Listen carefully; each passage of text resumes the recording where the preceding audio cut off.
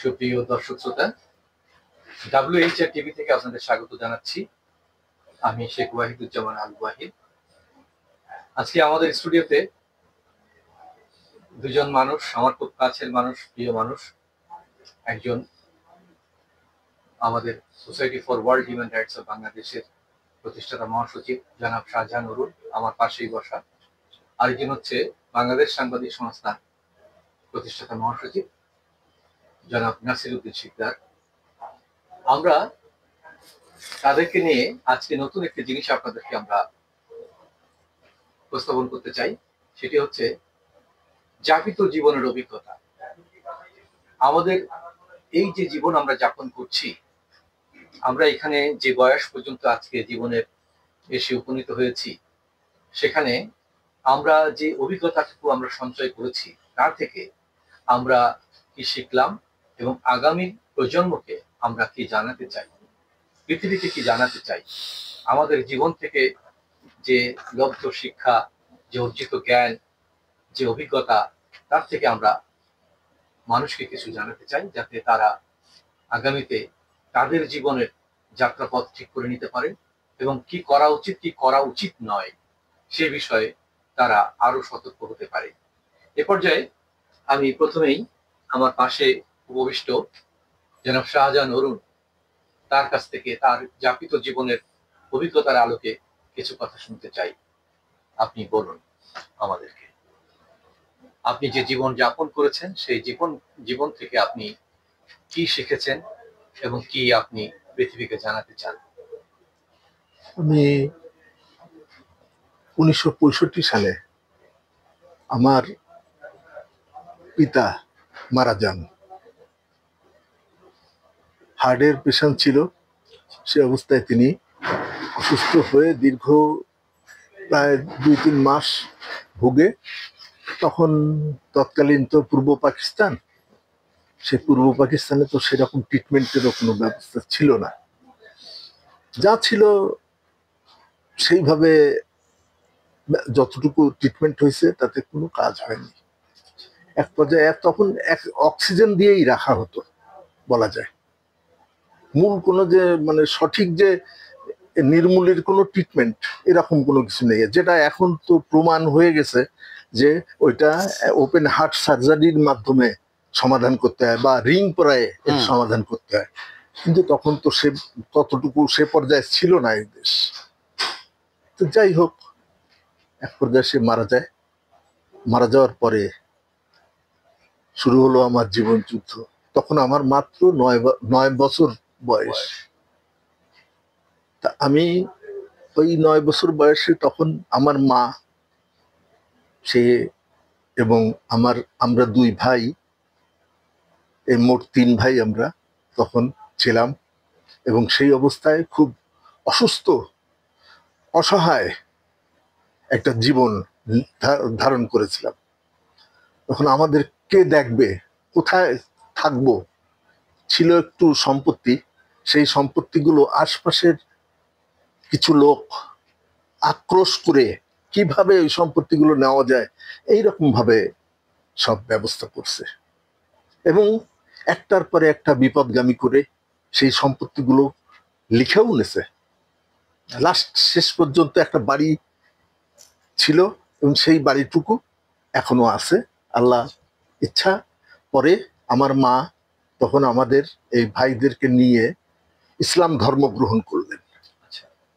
ইসলাম ধর্ম গ্রহণ করে তখন আমরা ইসলাম ধর্ম, আপনারা মানে হিন্দু ধর্মের ব্রাহ্মণ বংশ, জি জি, উচ্চ বর্ণের ছিল, হিন্দু ধর্মের বিশ্বাস ছিলেন। আচ্ছা, 65 সালেই আমরা ধর্ম গ্রহণ করি এবং তারপরে ইসলাম ধর্ম অনুযায়ী আমরা জীবনযাপন শুরু করি।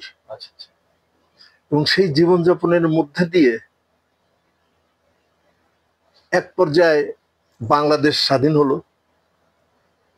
স্বাধীনতার পরে 75 সাল, তখন আমি বিবাহ করলাম। আমার বিবাহ করার পরে আমার আল্লাহ পাক 3 মেয়ে 1 ছেলে সন্তান দিল। তাদেরকে লালন পালন করতে যে জীবন যুদ্ধে নেমে পড়লাম এবং এক পর্যায়ে আল্লাহ আমাকে, আমি বিভিন্ন ব্যবসার সাথে জড়িত হয়েছি এবং ব্যবসা করছি, ভুসিমালের ব্যবসা করেছি, এক পর্যায়ে যে ইসের ব্যবসাও, ওই কাঠের ব্যবসাও করছি। আচ্ছা এই করতে করতে ভাগ্যক্রমে আমার ছেলে মেয়েগুলো বেশ সুশিক্ষিত করতে পারছি। আমার মেয়েটা, একটা মেয়ে এসএসসি পাস করছে, বড় মেয়েটা, তারপরে তার বিয়ে হয়ে গেল। মেজো মেয়েটা বিয়ে পাস করছে, তারপরে ছেলেটা বিয়ে পাস করছে, ছোট মেয়েটা ম্যাট্রিক পাস করছে আল্লাহর ইচ্ছার। এবং তাদেরকে আমরা স্ব স্থানে বিবাহ দেওয়া সম্ভব হয়েছে, আল্লাহ আমাকে সেই তৌফিক দিছে। আচ্ছা একটা মেয়ে ঢাকায় থাকে, আমি তার ওখানেই আছি। আচ্ছা, এখন যে বিষয়টি আমরা জানতে চাচ্ছি, আপনি জীবন থেকে যে অভিজ্ঞতা অর্জন করলেন, জীবনটা কি মনে হয় আপনার কাছে? আমার জীবনটা মনে হয় যে আসলে আমরা যা কিছু করি, যেরকম খুব দুঃখের সাথে বলতে হয়, সন্তানদের কাছে যেন আমরা একটা বোঝার মতন মনে হয়। কারণ এটার জন্য কি আপনি মনে করেন যে এর জন্য আমাদের, আপনার কিছু ভুল আছে বা আপনার সন্তানদের কিছু ভুল আছে, এই দায়টা, নাকি আপনি সমাজ ব্যবস্থাকে বা আমাদের রাষ্ট্র ব্যবস্থা অথবা আমাদের ধর্মীয় বিধান, এটার জন্য কাকে দায়ী করতে চান? আমি কাউকে দায়ী করতে চাই না। আমি এইটুকু মনে করি যে মেয়েদের যখন বিবাহ হয়ে যায়, তখন তারা তাদের স্বামীর সিদ্ধান্ত অনুযায়ী চলতে হয়, তাদের কোনো দায় ঠেকা নেই আমার ব্যাপারে। এবং ছেলেটা, সেও সেই একই অবস্থা। ছেলেটা আমার জন্য করবে এরকম কোনো এক পর্যায়ে যে আমি ছেলের সঙ্গে একদিন কথায় কথায় বলছি যে বাবা, আমি তোমার কাছে কিছু চাই না, এই বাড়িতে একটু আসি, এই তোমার কাছ থেকে কোনো লাভ লস আমি এসব হিসেব করি না। তখন বলল, আব্বা, ছেলেটাও তেমন ম্যাচিউর আসেনি, আপনি আসলে এই কথার মানে যে কি সে নিজেও জানে না, যে আপনি আমাদেরকে জন্ম দিয়েছেন এবং আমাদেরকে লালন পালন করছেন, আমাদের জন্য কি রাখছেন আপনি, যে আপনি চিন্তা করে দেখেন আমাদের জন্য কি কিছু রাখছেন, রাখতে পারছেন? তখন আমি আর কোনো কথা না বলে শুধু একটাই কথা বললাম, ঠিক বলছো তুমি, আমি কারোর জন্যেই কিছু করতে পারিনি। আসলে আমি একটা অপদার্থ, যার কারণে আজকে খুব দুঃখের সাথে বলতেছি। এই জীবনে আমাদের আসলে যে চাওয়া পাওয়া, এই পৃথিবীতে মানুষের কাছে যে চাওয়া পাওয়া, এটা আসলে আমাদেরকে কি একটা ঘোরের মধ্যে রাখে বলে আপনি মনে করেন? অবশ্যই। আচ্ছা, এই ঘোরটা কেটে গেলে মানুষ যখন বাস্তবতা উপলব্ধি করে যে আসলে আমি যাদেরকে আপন মনে করেছিলাম, যাদের জন্য জীবনের সুখ শান্তি ত্যাগ করেছিলাম, যাদের জন্য জীবন বাজি রেখেছিলাম, তারা আসলে তাদের মতো করে স্বার্থের মতো স্বার্থপর হয়ে সরে গেছে সবাই, আমি একাই পড়ে আছি, তখন মানুষকে নিজেকে অসহায় মনে করে। অবশ্যই। আচ্ছা, এই অসহায় থেকে মুক্তি পাওয়ার জন্য আমাদেরকে ধর্ম কিন্তু আমাদের অনেক রাস্তা দেখিয়েছে। জি। আমাদের ধর্ম কিন্তু আমাদেরকে অনেক এই বিষয়ে দিক নির্দেশনা দিয়েছে। আমরা সেই পথে না যাওয়ার কারণেই কি একাকিত্বে আমরা ভুগি? অবশ্যই। যদি সেই পথটা আমরা আগে থেকে অনুসরণ করতাম, তাহলে হয়তো মনে হয় আমাদের এই একাকিত্ব আমরা ভোগ করতাম না। কারণ প্রত্যেকটা ধর্মের মধ্যেই কিন্তু এই বিষয়ে দিক নির্দেশনা আছে এবং শিক্ষণীয় বিষয় আছে। ও আরেকটা ব্যাপারের মধ্যে একটু বলতে হয়, আমার ওয়াইফ আজ থেকে প্রায়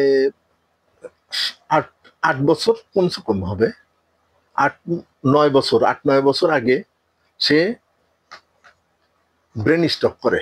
আচ্ছা। ব্রেন স্ট্রোক করে সে দীর্ঘদিন মোটামুটি করে একটা সাইড তার পড়ে যায়। তারে নিয়ে আমি ডাক্তারি ট্রিটমেন্ট থেকে শুরু করে যতটুকু যা কিছু করার চেষ্টা করছি, এক পর্যায়ে যে আবার ব্রেন স্ট্রোক করলো, তখন আরো একটা সাইড পড়ে গেল। তখন অলরেডি সে আর হাঁটার উপযুক্ত না, তারা আগে নিয়ে হাঁটতাম, কিন্তু সেটা আর সম্ভব হলো না, তাকে নিয়ে বিছানায় শোয়াই দিতে হলো। এবং সেই বিছানায় শোয়াই দিলে মাত্র মানে সেই যে পড়লো, শোয়াই দিলাম, সে তার থেকে 3 বছর, বিছানায় পড়েছিল হ্যাঁ, সে রীতিমতন পায়খানা প্রস্রাব বা তার যত যা কিছু ওখানে। টিউবের মাধ্যমে খাওয়ানো হতো, আমি সবকিছু করতাম। এইভাবে এক পর্যায়ে সে মারা গেল। আর এখন যখন মারা গেল হ্যাঁ, তখন আর আমার একটাই সিদ্ধান্ত হয়ে গেল যে আমার দায়িত্ব মনে হয় এখন শেষ হয়ে গেল। শেষ হয়ে গেল। আসলে তা না। এই পৃথিবীতে যতক্ষণ আমরা এই বিষয়ে, যেহেতু প্রথম পর্ব আমরা বলছি, দ্বিতীয় পর্বে আমরা আপনাদেরকে আরো কিছু কথা বলবো, যেহেতু আমাদের পর্বগুলো শর্ট শর্ট করতে হয়। তো আপনারা যারা শুনছেন আমাদের কথা, আমরা মজার কিছু অভিজ্ঞতা, জীবন থেকে বাস্তব অভিজ্ঞতা, যেটা কোনো সিনেমা নাটকে আপনারা যে অভিজ্ঞতা পাবেন না, তার চেয়ে কিন্তু আমরা এই যে কথাগুলো এখন বলছি আমাদের মধ্যে আলোচনার মাধ্যমে, এটা কিন্তু অতি মূল্যবান অভিজ্ঞতা এবং বাস্তব কথাগুলো আমরা পরস্পরের মধ্যে শেয়ার করছি। এর থেকে আপনারা যারা জ্ঞানী তারা যা বোঝার বুঝবেন এবং যা কিছু অর্জন করা তারা অর্জন করবেন। সবাইকে পরবর্তী কন্টেন্ট দেখার জন্য আমরা